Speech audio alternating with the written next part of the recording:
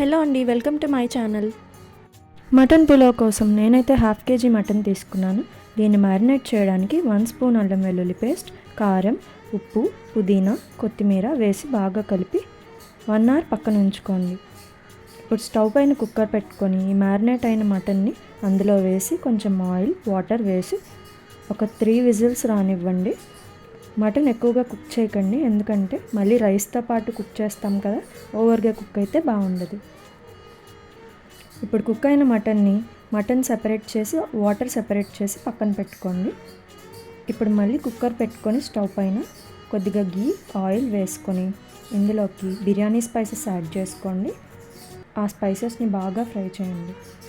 ఇప్పుడు ఇవి బాగా ఫ్రై అయిన తర్వాత ఇందులోకి ఆనియన్స్, చిల్లీస్ వేసి గోల్డెన్ కలర్ వచ్చేంత వరకు బాగా ఫ్రై చేయండి.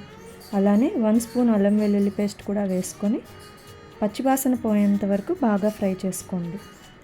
ఇందులోకి కట్ చేసి పెట్టుకున్న టొమాటోస్, పుదీనా, కొత్తిమీర, మటన్ యాడ్ చేసుకొని ఒక 5 మినిట్స్ మూత పెట్టుకోండి.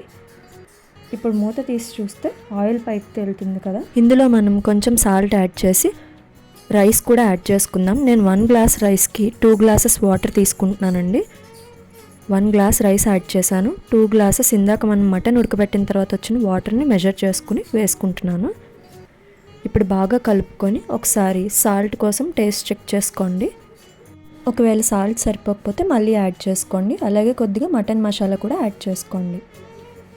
ఇప్పుడు కుక్కర్ విజిల్ పెట్టేద్దాం. 3 విజిల్స్ వచ్చిన తర్వాత కుక్కర్ ఓపెన్ చేద్దాం. ప్రెషర్ పోయిన తర్వాత మూత ఓపెన్ చేసి చూడండి. మన వేడి వేడి మటన్ పులావ్ రెడీ అయిపోతుంది. ఇప్పుడు గరిటె తీసుకొని ఎడ్జెస్ నుంచి కలపండి, కింద నుంచి పైకి కలుపుకోండి. ఇలా కలుపుకున్న తర్వాత ఒక 15 మినిట్స్ పాటు కుక్కర్ని అలా వదిలేయండి. 15 మినిట్స్ తర్వాత తీసి వేడివేడిగా సర్వ్ చేసేసుకోండి. దీనికి కాంబినేషన్గా మటన్ షేర్వా కానీ మటన్ కర్రీ కానీ ఏదైనా చాలా బాగుంటుంది. వీడియో నచ్చితే లైక్ చేసి, షేర్ చేసి, సబ్స్క్రైబ్ చేయండి.